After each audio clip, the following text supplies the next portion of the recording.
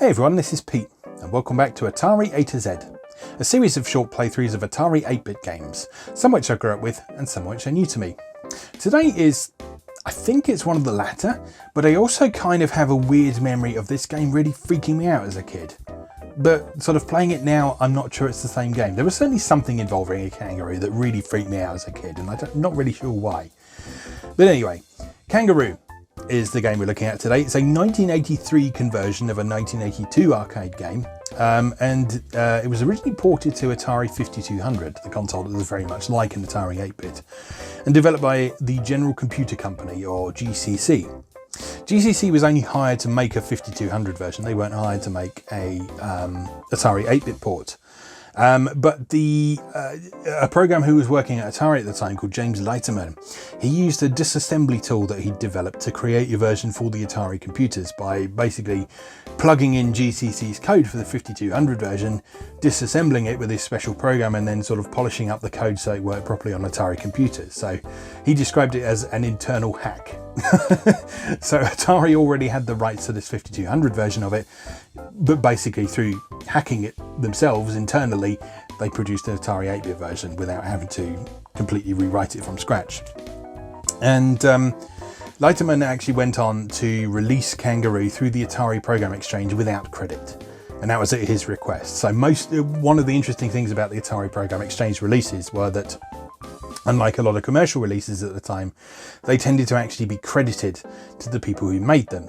But Leiterman specifically requested not to be credited on this game, presumably because he was aware that all he'd done was disassemble someone else's work, and he didn't want to take credit for that, which is a thoroughly decent thing to do when you think about it.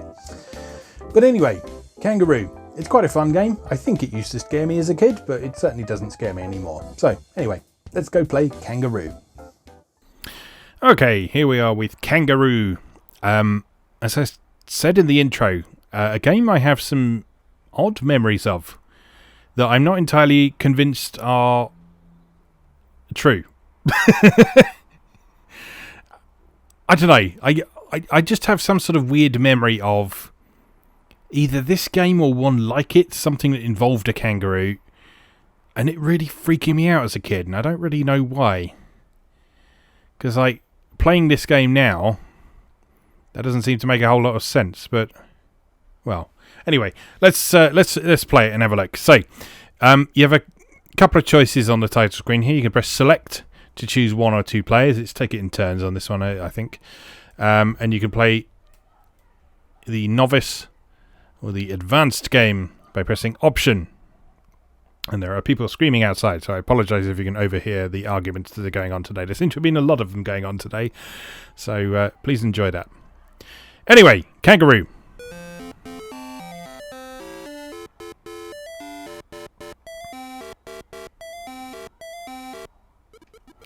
So, this is a single-screen platformer in the sort of vaguely Donkey Kong mould,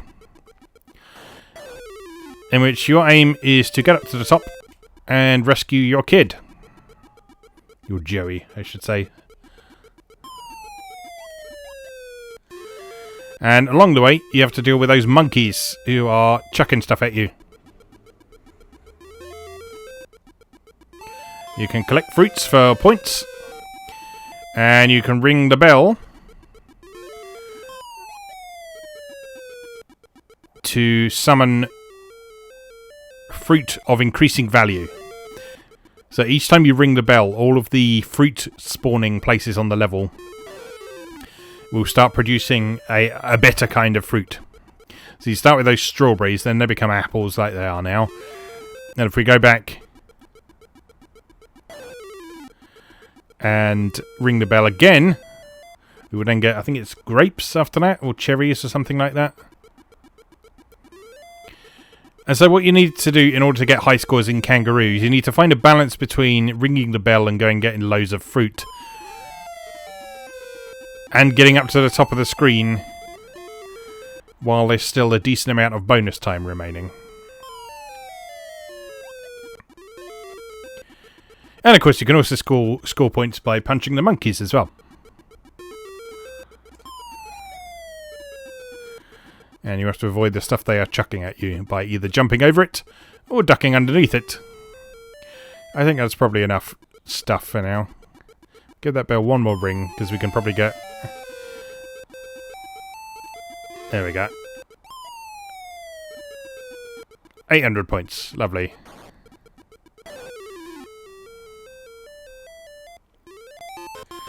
Okay, level 1 done. So like I say, it's a bit of a balancing act. You can just rush through the level and get a big bonus, which starts at 2,000 points. But as you probably saw over the course of that level, if you take a bit of time to recover more and more of the fruits, then you can actually make more points, but it's a bit more dangerous. Because you're having to make... Oops! Because you're having to make your way up and down the level. Deal with the monkeys. And all of the various hazards, including the platforming. Now, the platforming is quite precise in this.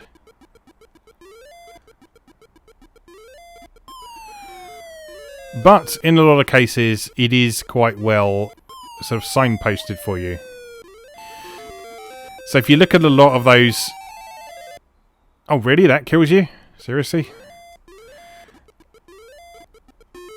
But yeah, death from falling aside, those platforms are quite nicely marked to help you time your jumps. So these platforms that I'm heading to now... I was going to say, those little yellow bits on the end show you the best time to jump, but now I'm dead. Let's try that again.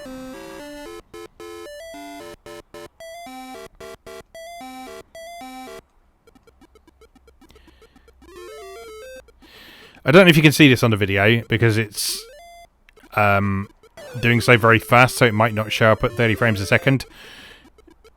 But the bushes on the screen are sort of flickering, and the monkeys are flickering back and forth between pink and white.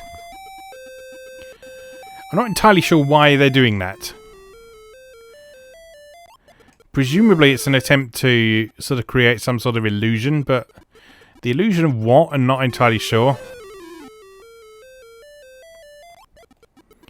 So presumably in the case of the bushes, it's an attempt to create the illusion of them sort of rustling in the wind or something like that, but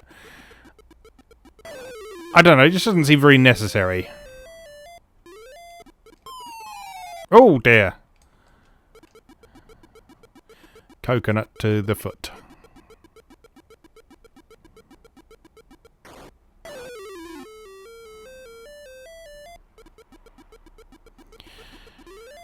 I do like having an attack button. That's a nice change from some of the other single-screen platformers of the era. If you think of stuff like Donkey Kong and so on, the only way you could attack in Donkey Kong was getting a particular item.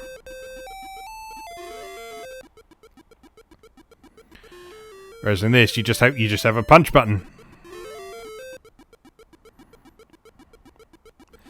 And so if any monkeys are giving you a grief, you can just give them a good spanking.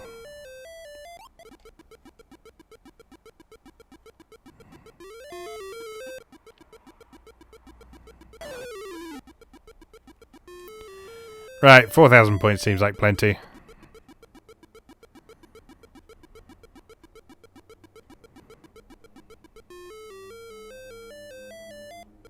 Yeah, I quite like the presentation in this. Just the... Again, it's very simple and not a huge use of colour or anything, but... It's got some personality to it, the way the kangaroo's wearing boxing gloves and the way the fist becomes massive. And the way the little Joe goes, Mom!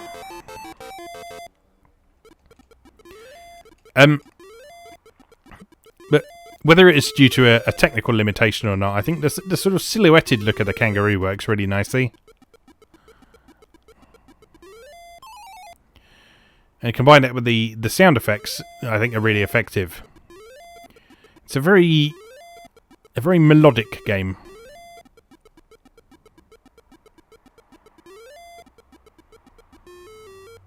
Particularly the way that sort of climbing up the platforms results in those musical scales. And you've got the little ornaments that accompany your jumps. I think we'll just run straight for the finish this time. There we go.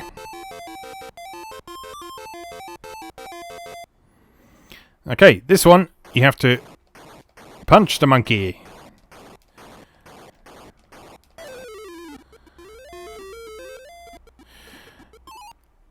Oh. Yeah, it really doesn't like you falling off stuff, does it? Even if you're just like stepping down from something. Okay, well, one more try. Because I do like this game.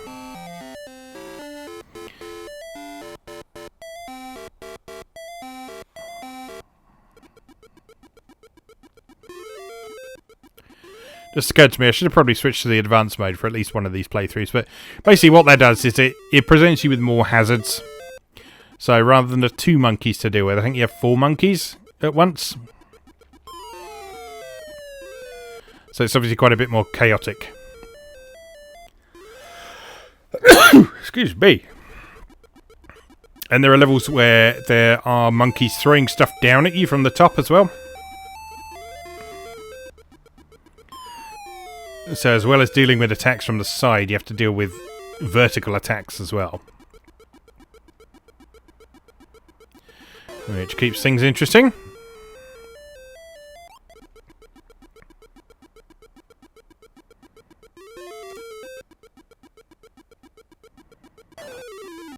Punch!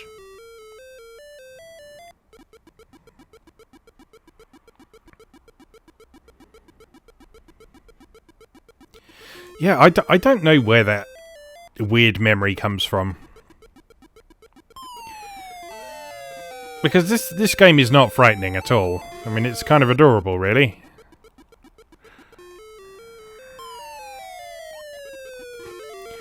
It's an early example of a cutesy game.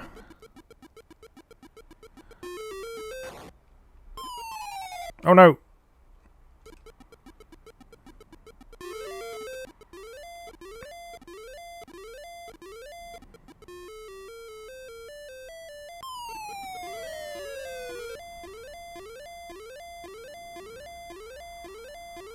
And in true platform game tradition, you can just bounce along if you want to as well. Which is entirely appropriate for a kangaroo, of course.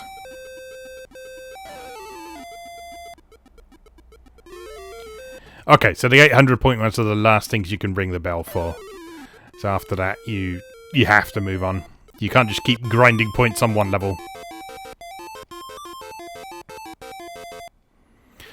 Alright, this bugger.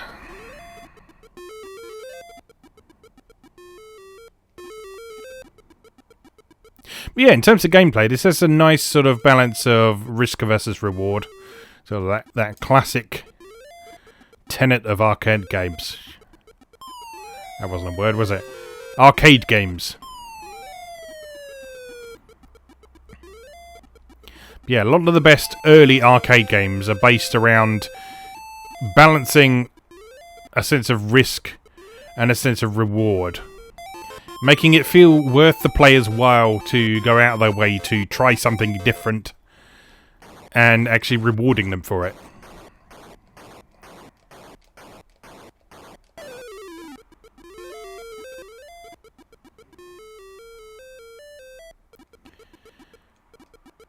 Oh, you cheeky little shit.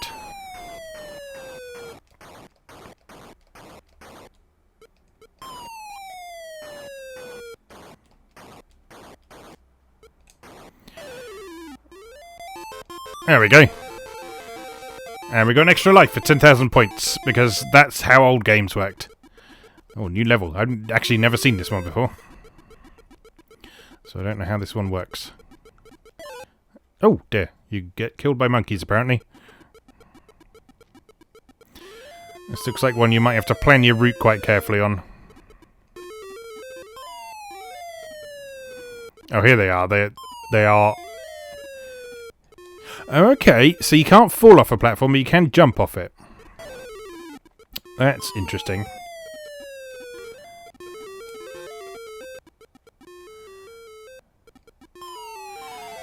Oh, no. That's just mean. Right, good. Starting to get a bit more of a feel for this now.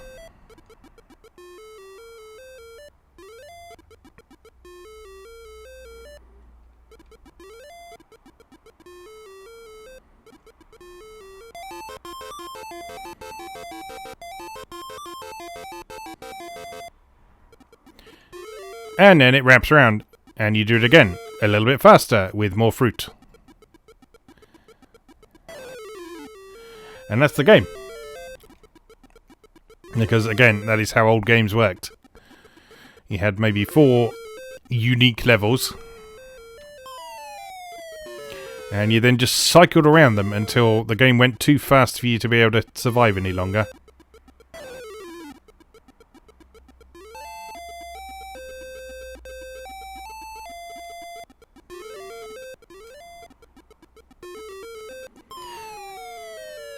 And the other thing about them is sort of as you progress through the game, your point scoring potential would get much greater as well.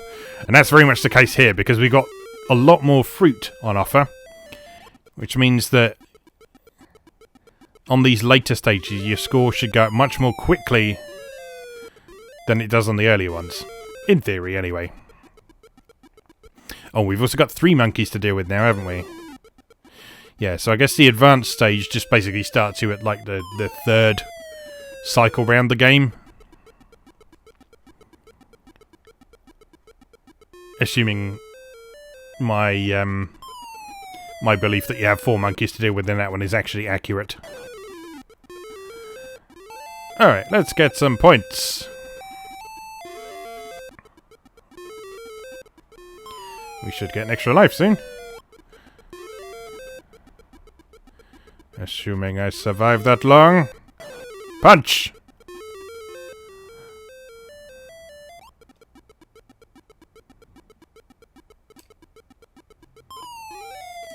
Haha, you suck. Oh!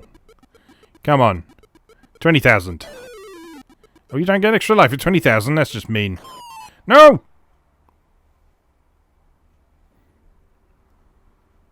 That is the end of our quest, apparently. Let's just have a quick look at advanced mode.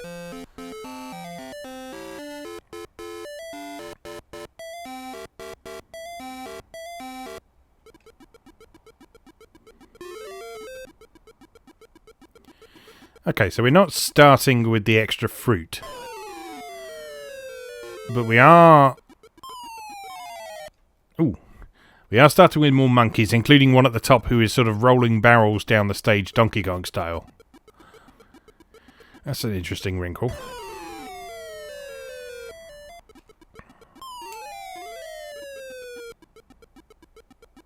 The ones at the side also seem a bit more aggressive. Oh god! How'd you dodge that? Jesus!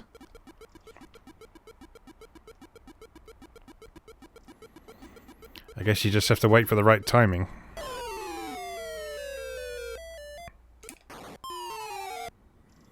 Well, that is much harder. I think we'll leave that there for now. Anyway, that was Kangaroo.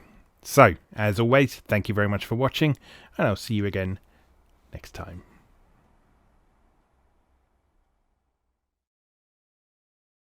Thanks for watching. If you enjoyed this video, please help out the channel by leaving a like or a comment and subscribing. New episodes of Atari A to Z are on Tuesdays and Atari ST A to Z on Thursdays. Check out atariatoz.wordpress.com for a full archive. Do please also check out my other projects moegamer.net, where I explore Japanese and Japanese-inspired games from yesterday and today, and videopackgames.wordpress.com, which aims to catalogue the small but well-formed library of the Philips G7000 Videopack computer, also known as the Magnavox Odyssey 2. You can also support my work on Patreon or buy me a coffee. You can find links to do both down in the video description. Thanks again, and I'll see you next time.